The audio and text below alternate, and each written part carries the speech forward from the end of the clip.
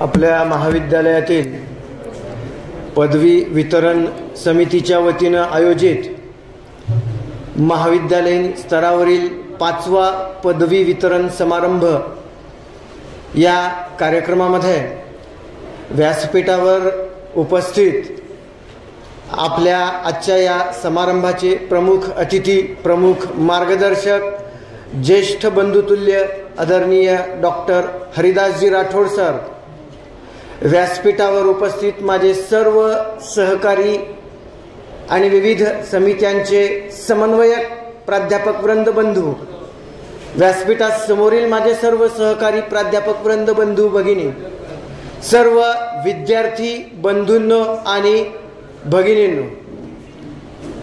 आदरणीय डॉक्टर हरिदास राठोड सरांनी अतिशय प्रेरणादायी अशा प्रकारचं मार्गदर्शन आपल्याला सर्वांना या आजच्या या समारंभाच्या निमित्तानं केलेलं आहे.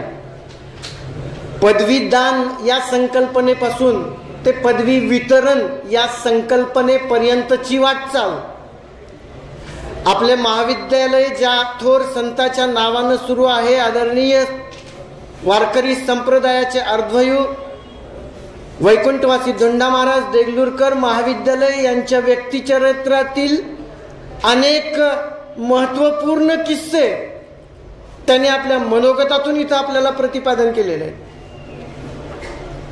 विद्यार्थ्याच्या जीवनामध्ये टर्निंग पॉइंट कसा असू शकतो हे मनोज शर्मा, जो 12वी फेल विद्यार्थी आणि आज DIG म्हणून जो कार्यरत आहे, ज्याच्यावर 12वी फेल हा चित्रपट निघालेला आहे, तो मनोज शर्मा आणि श्रद्धा जोशी यांच्या करिअरची वाटचाल कशी त्यांनी चोखाळली, कशा पद्धतीनं त्यांची वाटचाल झाली याविषयी अतिशय मार्मिक टिप्पणी, जे सत्यावर आधारित अशा प्रकारची घटनेवर आधारित जो चित्रपट आहे त्याचं सार आपल्या समोर, त्याचं लोणी, त्याचं क्रीम, त्याचं नवनीत आपल्या समोर प्रतिपादन केलं. तद्वतच केवळ स्पर्धा परीक्षेसाठी म्हणून किंवा स्पर्धा परीक्षेचा किस्सा सांगणारे आणि स्पर्धा परीक्षेची तयारी करतो आहोत म्हणून आपलं आयुष्य, आपला वेळ, पैसा व्यतीत करणाऱ्या विद्यार्थ्यांचंही त्यांनी उदाहरणं सांगितले. मग या सर्व उदाहरणामध्ये आपल्याला कोणत्या मार्गाने मार्गक्रमण करावयाचं आहे हे तुम्हाला ठरवायचं.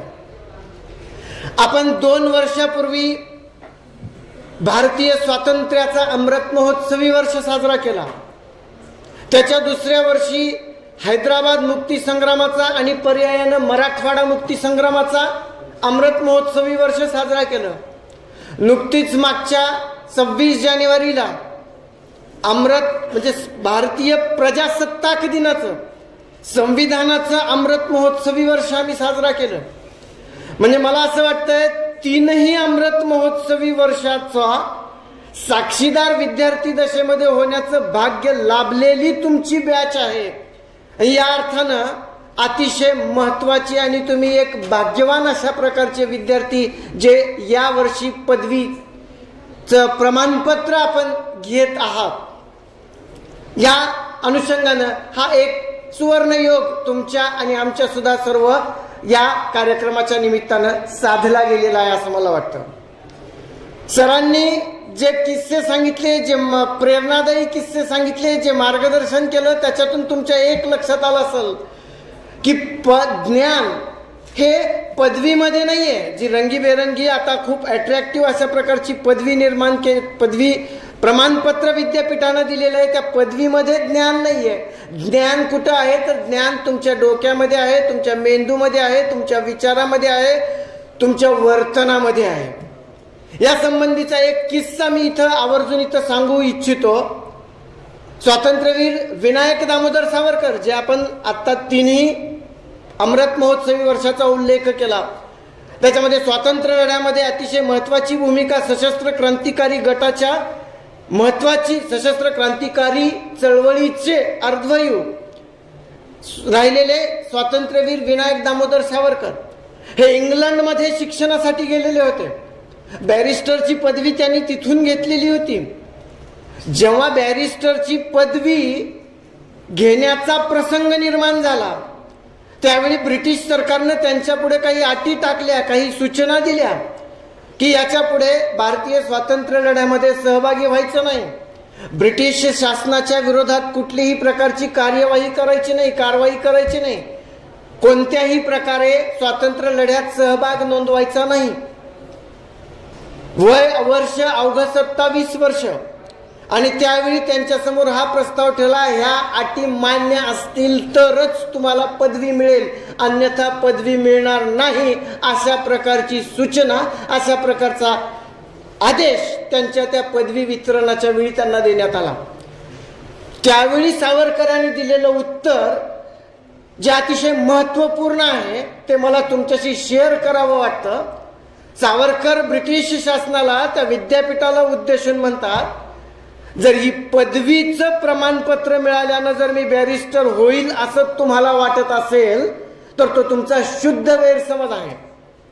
त्या प्रमाणपत्राने मी बॅरिस्टर होणार नाहीये. मी बॅरिस्टर तेव्हाच झालो जेव्हा मी 5 वर्षामध्ये माझं ज्ञान संकलन केलं बॅरिस्टरच्या पदवीचं. इथं मी जे 5 वर्षामध्ये माझ्या डोक्यामध्ये सामावून घेतलेलं आहे त्या पदवीचं ज्ञान, त्या बॅरिस्टरच्या पदवीचं ज्ञान, तेव्हाच मी बॅरिस्टर झालो. आणि तुमच्या त्या प्रमाणपत्रामुळे मी बॅरिस्टर होणार आहे असा गैरसमज असेल तर तो तुमचा काढून टाका. वय वर्ष आता सांगितल्याप्रमाणे केवळ 27 वर्ष. एकीकडं बॅरिस्टरची पदवी घेऊन अतिशय सुखामध्ये, आयशो आरामामध्ये जिंदगी त्यांना म्हणजे व्यतीत करता आली असते. दुसरीकडं स्वातंत्र्य लढ्यातील सहभागामुळे ब्रिटिशांची राजधानी, भारतावर जे ब्रिटिश साम्राज्य पसरलेलं आहे त्या साम्राज्याच्या राजधानीच्या ठिकाणी राहून ब्रिटिश साम्राज्याच्या विरोधात सशस्त्र क्रांतिकारी कारवायाचं सूत्र तिथून हलवत होते. म्हणजे एकीकडं बॅरिस्टरची पदवी घेऊन ऐशारामी जिंदगी व्यतीत करता आली असती आणि दुसरीकडं काळे पाण्याची शिक्षा होती. त्या युवकांनी कोणता मार्ग स्वीकारला? स्वातंत्र्यवीर विनायक दामोदर सावरकरांनी तर काळे पाण्याच्या शिक्षेचा मार्ग म्हणजे स्वीकारला. तुमच्या पदवीसाठी मी माझ्या देशाशी गद्दारी करू इच्छित नाही असं ठणकावून सांगितलं आणि त्या पदवीला नाकारून त्यांनी काळे पाण्याची शिक्षा स्वीकारणारा अर्थात स्वातंत्र्य लढ्याचा मार्ग अंगीकारला. मला वाटतं सरांनी जे सर्व उदाहरणं दिली ती याच स्वरूपाची आहेत आणि त्या पदवीच्या प्रमाणपत्रापेक्षा त्या ज्ञानाचं महत्व अधिक आहे. आणि म्हणून हा इथं भाग आम्ही लक्षात घेणं गरजेचं आहे. पदवी तर प्रमाणपत्र आवश्यकच आहे. कुठं नोकरीसाठी, कुठं व्यवसायासाठी, एक स्थिरावण्यासाठी, पाय रोवण्यासाठी ते प्रमाणपत्र आवश्यक आहे. या पदवीच्या कालावधीमध्ये घेतलेलं तुम्ही जे ज्ञान आहे ते व्यवहारामध्ये जास्तीत जास्त 15 ते 20% उपयोगी पडू शकतं. बाकी 80% ज्ञान तुम्ही घेतलेलं आहे ते व्यवहारात जीवन जगताना तेवढंसं उपयोगी पडू शकत नाही असं शिवखेरा म्हणतात. यश तुमच्या हातात या पुस्तकामध्ये, या ग्रंथामध्ये. आणि म्हणून जे तुम्हाला ते 15 ते 20% ज्ञान मिळालेलं आहे त्या ज्ञानाच्या बळावर आपले व्यावहारिक अनुभव आपण प्रगल्भ केले पाहिजे. आणि तेव्हा मग व्यावहारिक अनुभव जर तुमचे प्रगल्भ असतील तर आयुष्यामध्ये येणाऱ्या प्रत्येक समस्येचं निराकरण तुम्ही करू शकता. हे महत्वाचं आहे. आयुष्य ही एक संकटाची मालिका असते, समस्यांची मालिका असते. एक समस्या संपली की दुसरी समस्या उभी राहते, दुसरी संपली की तिसरी समस्या उभी राहत असते. आणि म्हणून ह्या समस्येचं निराकरण करता येणं गरजेचं आहे. ते फक्त आणि फक्त तुम्हाला व्यावहारिक अनुभव आणि ज्ञानाच्या बळावरच करता येऊ शकतं. आणि म्हणून पदवी आपण म्हणजे ग्रहण करण्याच्या कालावधीमध्ये अधिकाधिक ज्ञान हस्तगत केलं पाहिजे. आपल्याच सरांनी मनोज शर्माचं 12वी फेलचं उदाहरण आणि त्याच्यावर झालेला चित्रपट सांगितला. मी वेळोवेळी आपल्या परिसरातलंच जे एक उदाहरण आहे ते सुद्धा असंच एखाद्या चित्रपटाच्या कथानकाला शोभेल अशा प्रकारचं उदाहरण आहे जे मी आपल्याला वेळोवेळी देतोय. अन्सार शेख जो 21व्या वर्षी पहिल्या प्रयत्नात IAS उत्तीर्ण झाला आणि देशातलं कदाचित ते एकमेव असं उदाहरण असेल की तो 21व्या वर्षी आणि पहिल्या प्रयत्नामध्ये ज्याची अतिशय प्रतिकूल परिस्थिती आहे त्या प्रतिकूल परिस्थितीमध्ये तो IAS झालेला आहे. आणि म्हणून परिस्थितीचं बाऊ न करता तुम्ही सतत प्रयत्नरत राहिलं पाहिजे, हेही आपल्याला आजचे प्रमुख मार्गदर्शक डॉक्टर हरिदास राठोड यांनी आपल्या मनोगतातून सांगितलेलं आहे.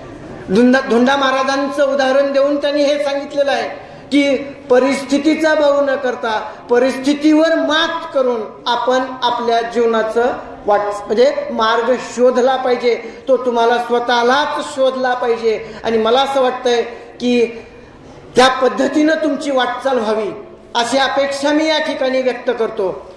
आदरणीय गुरुवर्य, खरं तर त्यांचं खूप शेड्यूल टाईट आहे. ज्यांच्या महाविद्यालयाला त्यांच्या नेतृत्वाखाली जे ग्रामीण भागातलं महाविद्यालय त्यांच्या नेतृत्वाखाली ए ग्रेड नॅक मध्ये संपन्न मिळालेलं आहे. खूप मोठी अचिव्हमेंट सरांनी केलेली आहे. तसं खूप त्यांची कामगिरी आणखी याच्यापेक्षा खूप आहे. इथं सांगितलेली फक्त हिमनगाप्रमाणे आहे. फक्त हिमनगाचा पृष्ठभाग आम्हाला जसा 1 दिसतो तेवढंच इथं वर्णन त्यांच्या त्या व्यक्ती परिचयामध्ये दिलेलं आहे. एक मरसांगवी सारख्या अतिशय छोट्या ग्रामीण भागातून त्यांची वाटचाल झालेली आहे.